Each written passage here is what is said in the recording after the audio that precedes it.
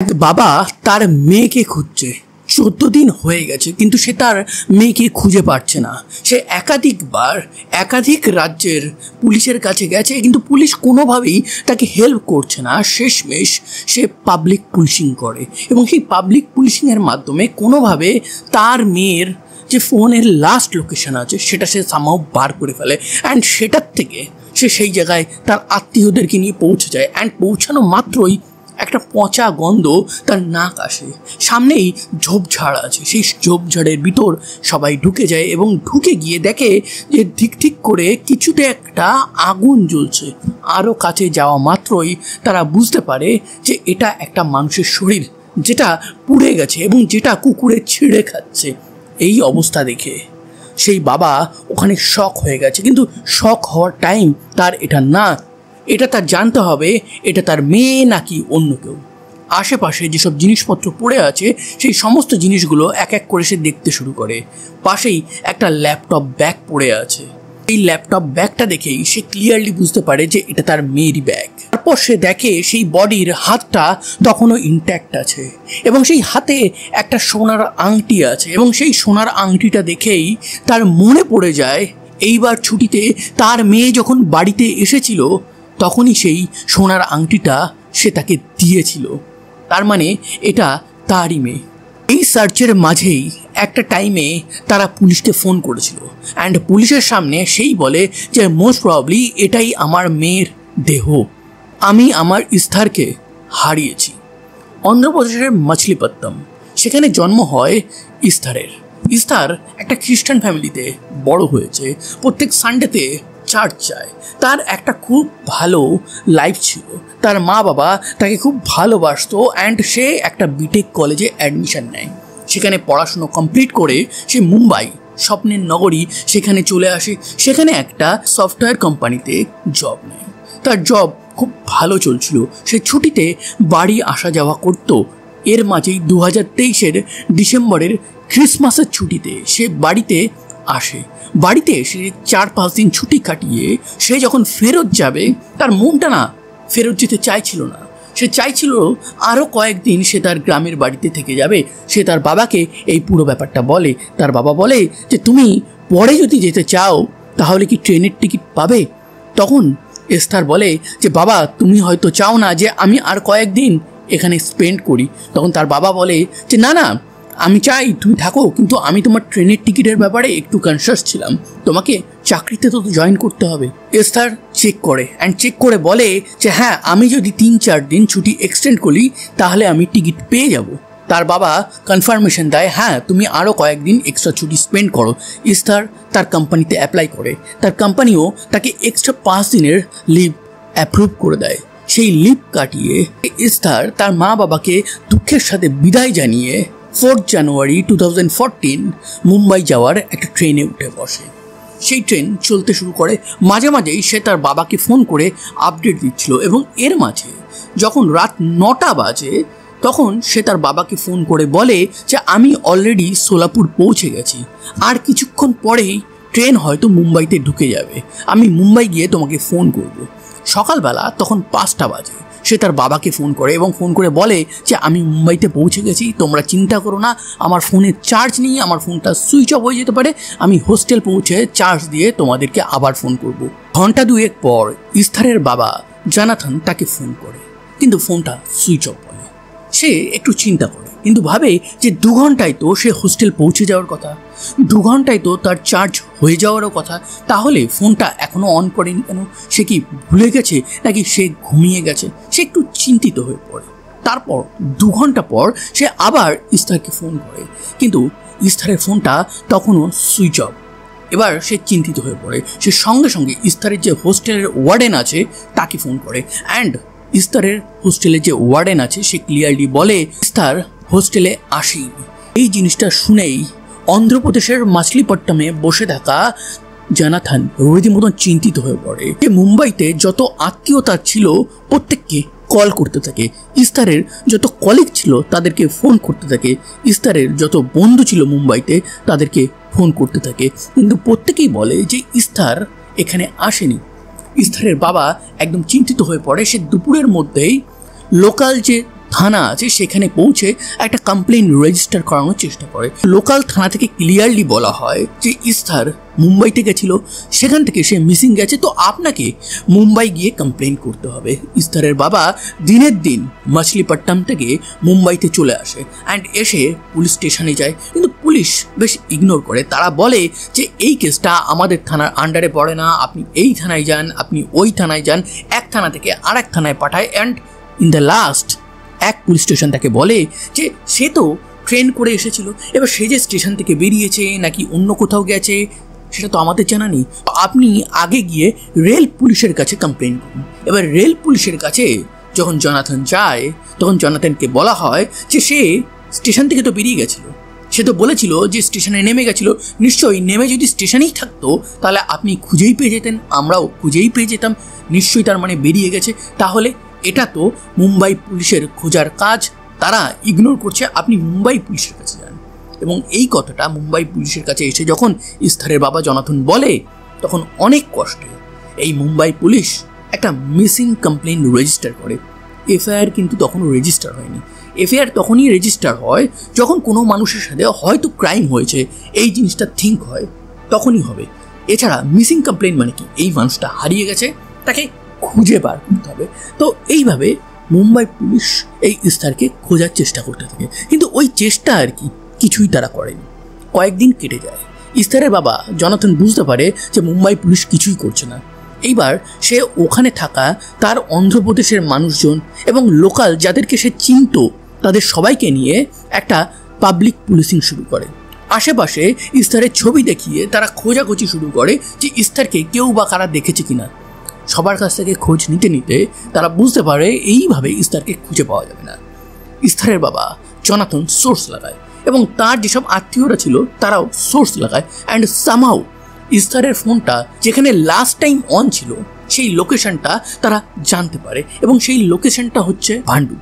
এই ভান্ডুপ আর মুম্বাইয়ের যে রেল স্টেশনে ইস্তার নেমেছে আর মুম্বাইতে যেখানে ইস্তার থাকতো, এই তিনটের মধ্যে অনেক দূরত্ব আছে। ফলে ওই ভান্ডুপ এরিয়াতে ইস্তার কেন গেল? এইবার পুলিশকে যখন ইস্তারের বাবা এই জিনিসটা গিয়ে বলে তখন পুলিশ বলে, আরে কয়েকদিন ওয়েট করুন না, ইস্তার হয়তো সে অন্য কোনো ছেলের সাথে পালিয়ে গেছে, ইয়ং মেয়ে, 23 বছর বয়স, প্রেম টেম করেছে, আপনাদের হয়তো বলতে পারেনি। ইস্তারের বাবা জনাথন সে ক্লিয়ারলি জানতো যে তার মেয়ে কেমন, তার মেয়ে যদি প্রেম করেও থাকতো তাদের কোনো প্রবলেম ছিল না, তার মেয়ে সমস্ত কিছু মা বাবাকে শেয়ার করতো, তো এই ক্ষেত্রে এই জিনিসটা কেন শেয়ার করলো না? তো এই সন্দেহটা নিয়ে তারা সেই স্থানের উদ্দেশ্যে রওনা দেয়, এবং সেখানে যাওয়ার পর তারা যখন জঙ্গলের মধ্যে যায়, একটা পোড়া বডি দেখতে পায়, তখনই পুলিশকে ফোন করা হয়। পুলিশ এই সমস্ত ইনফরমেশন শুনে বুঝতে পারে যে কিছু তো একটা ঘটতে চলেছে। সেই সময় তারা ওখানে পৌঁছায় এবং পৌঁছে ওই বডিটা ওখান থেকে উদ্ধার করে ময়নাতদন্তের জন্য পাঠিয়ে দেয়। অ্যান্ড ইস্তারের বাবা জনাথন বলে যে পোশাক আশাক দেখে, পাশে ল্যাপটপের ব্যাগ দেখে, হাতে সোনার আংটি দেখে আমি এটা কনফার্ম করতে পারি ওটা ইস্তারই। ইস্তারের বডিটা দেখে পুলিশ প্রাথমিকভাবে এটাই সন্দেহ করে যে ইস্তারের সাথে কুকর্ম করা হয়েছে, কিন্তু তারা ফাইনাল ময়না তদন্তের রিপোর্টের জন্য ওয়েট করছে। ময়না তদন্ত হয়ে যাওয়ার পর 17 জানুয়ারি 2014 ইস্তারের বডিটা তার ফ্যামিলিকে দিয়ে দেওয়া হয়, তার শেষকৃত্য করে দেওয়া হয়। পুলিশ এবং রেল পুলিশের জয়েন্ট ইনভেস্টিগেশনে তারা সিসিটিভি চেক করতে থাকে, এবং সেই সিসিটিভি চেক করতে গিয়ে সকালবেলা 5:07 সময় মুম্বাই স্টেশনের একটা সিসিটিভি ফুটেজের অংশে এই ইস্তারকে দেখা যায়। ইস্তার কারোর সাথে ফোনে একটা কথা বলছে, অ্যান্ড স্টেশন থেকে সে বাইরে আসছে, কিন্তু তার হাতে কোনো ব্যাগপত্র নেই, তার ট্রলিও তার সাথে নেই। সেটা গেল তো কোথায় গেল? কিন্তু ইস্তারের পাশে আরও একটা লোক একটা ট্রলি নিয়ে আসছে। ইস্তারের বাবা ক্লিয়ারলি বলে যে এটাই আমার মেয়ের ট্রলি ছিল। তাহলে ওই ব্যক্তিটা কে? ইস্তার কি তাকে চিনত? সেই জিনিসটা পুলিশ যখন একটু তদন্ত করছে তখন পুলিশের মধ্যেই একজন বলে যে আরে এ তো চৌকিয়া। এই চৌকিয়াকে, এই চৌকিয়ার ভালো নাম হচ্ছে চন্দ্রভান। এই চন্দ্রভান অ্যাকচুয়ালি একটু ক্রিমিনাল টাইপের মানুষ, সে টুকটাক ক্রাইম করেছে, চুরি করেছে, ডাকাতি করেছে, ছিনতাই করেছে, এই রকম কেসে তার অনেক নাম ছিল। কিন্তু রিসেন্টলি সে জেল থেকে বেরিয়েছে, অ্যান্ড জেল থেকে বেরোনোর পর সে রীতিমতন শুধরে গেছে, অ্যান্ড সে নাসিকে চলে গেছে। মুম্বাইতে আর থাকেনি। মুম্বাইতে থাকলে সে যদি আবার ক্রাইমের মধ্যে ঢুকে যায়, এই কারণে নাসিকে গিয়ে ওখানে ট্যাক্সি চালাচ্ছে। নেক্সট 2 মাস ধরে পুলিশ এই চন্দ্রভানকে খুঁজেই বেড়ায়। চন্দ্রভানকে তারা খুঁজে না পেয়ে সোজা মুম্বাইতে যেখানে চন্দ্রভানের মা থাকতো সেখানে পৌঁছায় এবং সেইখানে চন্দ্রভানের মাকে জিজ্ঞাসাবাদ করতেই তারা চন্দ্রভানের খোঁজ ওই মুম্বাইতেই পায়। অ্যান্ড মুম্বাইতে চন্দ্রভানকে তারা জিজ্ঞাসাবাদ শুরু করে এবং সেই জিজ্ঞাসাবাদে চন্দ্রভান বলে যে ওই দিন তো আমি ওখানে যাইনি, আপনার সিসিটিভিতে অন্য কাউকে রেখেছেন। চন্দ্রভান এইসব বলে অ্যান্ড পুলিশ অদ্ভুতভাবে একটা ক্রিমিনালের কথা কিছু প্রমাণ না নিয়েই সমস্ত মেনে নেয়। এরপরে পুলিশ যখন আবার চন্দ্রভানের কাছে যায় তখন তারা দেখতে পায় যে চন্দ্রভান গায়েব হয়ে গেছে। চন্দ্রভানের যে ফোন ছিল তার যে সিডিআর সেটা বার করে পুলিশ যখন চেক করে তখন দেখতে পায় ওই ভান্ডুপ এরিয়াতে যখন ইস্তার গেছিল, যে টাইমে তার ফোনটা অফ হয়েছিল সেই এক্সাক্ট টাইমে কিন্তু চন্দ্রভানও ওই সময় ওই এরিয়াতে ছিল। অন্তত সে থাক আর না থাক তার ফোনটা ছিল, তার মানে সেও ওখানে কোথাও না কোথাও ছিল। আরও 2 মাস কেটে যায়। পুলিশ তার এক খবরের মাধ্যমে খবর পায় এই চন্দ্রভান আছে নাসিকেই। পুলিশ নাসিকে রেড করে অ্যান্ড চন্দ্রভানকে অ্যারেস্ট করে। চন্দ্রভান নিজের লুকটা একদম চেঞ্জ করে নিয়েছে, সে বড় বড় দাড়ি করে নিয়েছে, তার চেহারা পোশাক সমস্ত কিছু সে যেন চেঞ্জ করার একটা চেষ্টা করেছে। সময় চন্দ্রভানকে পুলিশ অ্যারেস্ট করে, তার কাছ থেকে একটা ফোন পাওয়া যায় এবং তার ব্যাক পকেটে একটা কুণ্ডলি পাওয়া যায় এবং কুণ্ডলির পিছনে একটা নাম্বার লেখা ছিল। চন্দ্রভানকে একটু টনিক দিতেই চন্দ্রভান সমস্ত কিছু বলতে শুরু করে। চন্দ্রভান বলে যে সেদিন আমি মুম্বাইতেই ছিলাম, আমি ড্রিঙ্ক করছিলাম এবং ড্রিঙ্ক করার একটা মোমেন্টে আমার মনে হয় যে পয়সা কড়ি কমে গেছে, কিছু চুরি ছিনতাই করলে ভালো হয়। আমি মুম্বাই স্টেশনে চলে যাই অ্যান্ড সেখানে গিয়ে আমি ইস্তারকে দেখতে পাই। ইস্তার একা ছিল। তাকে আমি বলি যে আপনি যে ডেস্টিনেশনে যাবেন সেখানে আমি আপনাকে পৌঁছে দেবো, আমাদের মধ্যে একটা টাকার অ্যামাউন্ট ঠিক হয়। আমার কাছে কোনো গাড়ি ছিল না কিন্তু একটা বাইক ছিল। আমি তাকে বাইকের সামনে নিয়ে আসি এবং বাইকের সামনে আসতেই ইস্তার কোথাও না কোথাও ভয় পেয়ে যায়। সে বলে যে আপনার কাছে গাড়ি নেই, বাইক আছে। তখন আমি বলি যে আমি কোনো খারাপ মানুষ না, আমি টাকার জন্য এটা করছি, দরকার হলে আপনি আমার এবং আমার বাইকের ছবি তুলে আপনার কোনো ক্লোজ রিলেটিভের কাছে পাঠিয়ে দিন। সমস্ত কিছুই এই চন্দ্রভান করছিল ইস্তারের বিশ্বাস জেতার জন্য। ইস্তার তার ট্রলি নিয়ে ওই বাইকে উঠে বসে, বাইকটা চলতে শুরু করে। ইস্তার মুম্বাইতে কাজ করলেও মুম্বাইয়ের সমস্ত রোড সে জানতো না। সে যে ডেস্টিনেশন বলেছিল সেই ডেস্টিনেশনে চন্দ্রভান না গিয়ে চলে যায় ভান্ডুপ এরিয়ার দিকে। এই ভান্ডুপ এরিয়াটা বেশ শুনশান এরিয়া, সেখানে ঝোপঝাড়ও আছে। চন্দ্রভানের কুনজর অলরেডি ইস্তারের উপর পড়ে গেছিল। সে ভান্ডুপ এরিয়াতে গিয়ে বাইকটা থামিয়ে ইস্তারকে সোজা টেনে জঙ্গলের মধ্যে নিয়ে যায়, একটা কাপড় দিয়ে গলা পেঁচিয়ে তাকে হত্যা করে অ্যান্ড তার সাথে কুকর্ম করে। এই সমস্ত কিছু করার পর চন্দ্রভান ওখান থেকে তার জিনিসপত্র নিয়ে বেরিয়ে চলে আসে। চন্দ্রভানকে যখন পুলিশ অ্যারেস্ট করেছিল তখন তার পকেট থেকে একটা কুণ্ডলি পাওয়া গেছিল এবং তার পিছনে একটা নাম্বার লেখা ছিল। সেই নাম্বারটা কার ছিল সেটা তদন্ত করে পুলিশ জানতে পারে যে সেটা একটা জ্যোতিষের নাম্বার ছিল। সেই জ্যোতিষকে পুলিশ যখন ফোন করে, পুলিশ যখন তাকে তদন্ত করে তখন জানতে পারে যে এই জ্যোতিষের কাছে 6 জানুয়ারি এই চন্দ্রভান গেছিল তার মায়ের সাথে অ্যান্ড বলেছিল যে আমি একটা পাপ করে ফেলেছি। জ্যোতিষ তখন জিজ্ঞাসা করে যে তুমি কেমন টাইপের পাপ করেছো? সে বলে যে তেমন কোনো পাপ না, বাট একটা পাপ করে ফেলেছি একটা মানুষের উপর, আমি সেই পাপটা খণ্ডাবো কী করে? তখন এই জ্যোতিষ একটা মন্দির দেখিয়ে দেয়, বলে সে সেখানে গিয়ে একটা পুজো করো। সেখানকার পুরোহিতের কাছে গিয়ে চন্দ্রভান 3000 টাকা দেয় অ্যান্ড একটা পুজো করায়। পুলিশ এই চন্দ্রভানের একটা বাইকও উদ্ধার করে। এই বাইকটা সে ক্রাইমের সময় ব্যবহার করেছিল এবং সেই যে বাইকের নাম্বারটা ছিল সেটার থেকে সেই বাইকের আসল যে মালিক আছে যার নাম হচ্ছে নন্দকিশোর তাকে খুঁজে বার করে অ্যান্ড তাকে যখন এনে জিজ্ঞাসাবাদ করে তখন সে একটা ঘটনা শোনায়। সেটা হচ্ছে 4 জানুয়ারি রাত্রেবেলা সে তার এক বন্ধুর বাড়িতে বসে দারু পার্টি করছিল। ওই রাত্রেবেলা 11টা কি 11:30 নাগাদ সেইখানে আসে এই চন্দ্রভান। এসে সেও ড্রিঙ্ক করতে থাকে। তাদের খাবার দাবার শেষ হয়ে গেছিল। সেই সময় চন্দ্রভান বলে যে আরও খাবার দাবারের ব্যবস্থা করতে হবে, কিন্তু কাছাকাছি কোনো দোকান নেই। চন্দ্রভান নন্দকিশোরের কাছ থেকে বাইকের চাবিটা নিয়ে খাবার আনতে বেরিয়ে যায়, কিন্তু দীর্ঘক্ষণ ওয়েট করার পরেও যখন চন্দ্রভান এসে না পৌঁছায় তখন নন্দকিশোর সে তার বাড়িতে গিয়ে ঘুমিয়ে পড়ে। একদিন সকালবেলা ওই 7:30 থেকে 8টা নাগাদ এই নন্দকিশোর তার বাইক নেওয়ার জন্য এই চন্দ্রভানের ঘরে যায় অ্যান্ড ঘরে গিয়ে সে দেখতে পায় যে একটা সুটকেস আছে, কাদা মাখানো জামা হ্যাঙ্গারে টানানো আছে। এইটা দেখে সে কিছু না দেখার ভান করে ডাইরেক্টলি চন্দ্রভানকে জিজ্ঞাসা করে যে আমার বাইকটা কোথায়? তখন চন্দ্রভান বলে যে বাইকটা এই খানিকটা দূরে স্টার্ট হচ্ছিল না তো ওখানেই আছে, চলো আমরা নিয়ে আসি। সেখানে চন্দ্রভান আর এই নন্দকিশোর যায়।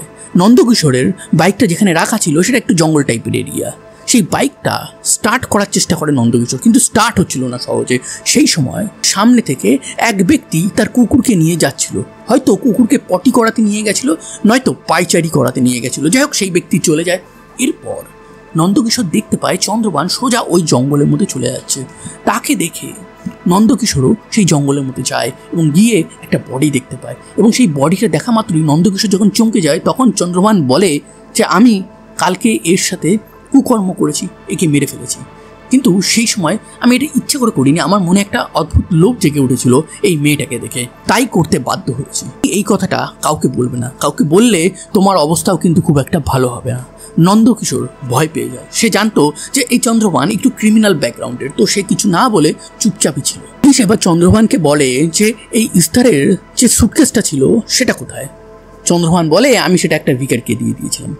ভিখারিকে গিয়ে যখন পুলিশ জিজ্ঞাসাবাদ করে তখন বলে যে হ্যাঁ, এক ব্যক্তি এসে একটা সুটকেস ওই 4-5 তারিখ দিয়েছিল, তার মধ্যে কিছু কার্ড ফার্ট ছিল। পুলিশ দেখে যে সেটা আইডি কার্ড, আরও অনেক ইম্পর্টেন্ট যেগুলো ডকুমেন্ট হয় সেগুলো সমস্ত কিছু ইস্তারের, কিন্তু কে এক্স্যাক্টলি দিয়েছিল সেটা কিন্তু ভিখারি বলতে পারেনি, বাট কেউ একটা দিয়েছিল সেটা বলে। তখন পুলিশ সেই ভিখারিকে জিজ্ঞাসা করে কেউ একটা সুটকেস দিচ্ছে আর তুমি নিয়ে নিলে, তুমি একবারও জিজ্ঞাসা করলে না যে কেন দিচ্ছ?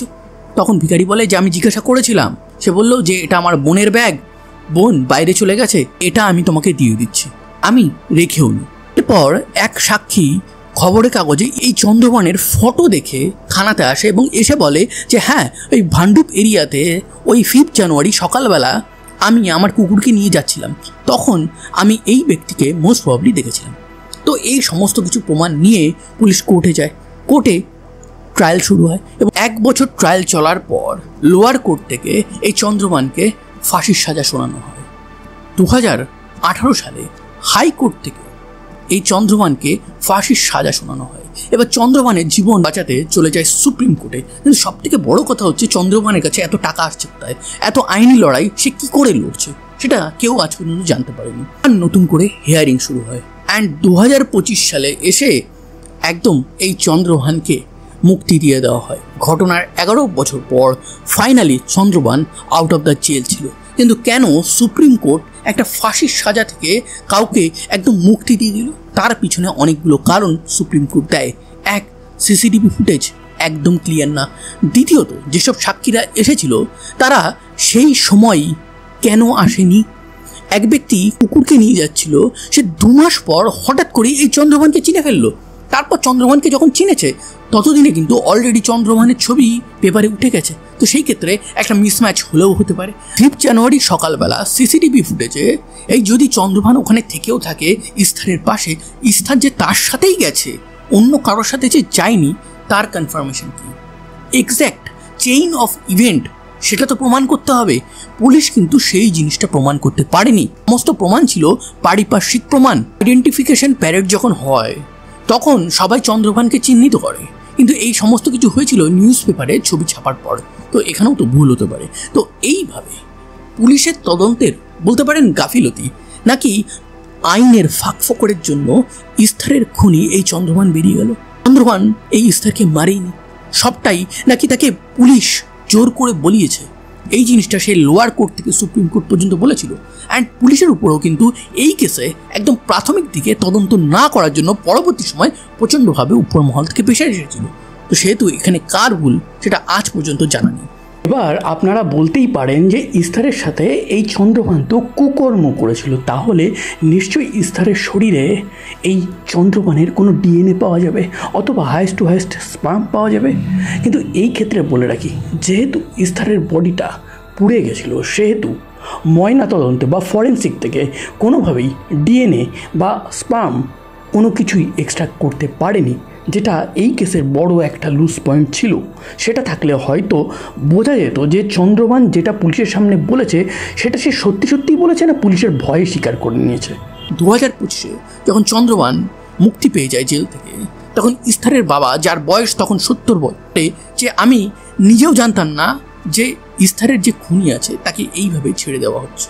আমি আর কোর্টে গিয়ে এক্সট্রা লড়াই লড়তে পারবো না, আমার বয়স 70+ হয়ে গেছে, আমার ওয়াইফ অলরেডি ডায়াবেটিক, আমি এই মাছলিপট্টনম থেকে মুম্বাইতে যাতায়াত আর করতে পারবো না, যা হওয়ার সেটা হয়ে গেছে, আমার মেয়ে তো আর ফিরে আসবে না, সমস্ত কিছুই আমি ভগবানের উপর ছেড়ে দিলাম। এরকম কেস যেগুলো আছে না, যেখানে আলটিমেটলি সমস্ত প্রমাণ থাকা সত্ত্বেও খুনিরা কোনো কারণে আইনের ফাঁক ফোকর থেকে টুক করে বেরিয়ে যায়, সেই কেসগুলো না করে নিজেরও খুব খারাপ লাগে। তো যাই হোক, এই ছিল আজকের একটা ভেরি ইন্টারেস্টিং অ্যান্ড দুঃখজনক ট্রু ক্রাইম স্টোরি। এইরকম real life true crime story in story ফরম্যাটে যদি আপনারা শুনতে চান তাহলে অবশ্যই আমার চ্যানেলটাকে সাবস্ক্রাইব করবেন। আর দেখা হচ্ছে নতুন কোনো এক ভেরি ইন্টারেস্টিং ট্রু ক্রাইম ঘটনার সাথে।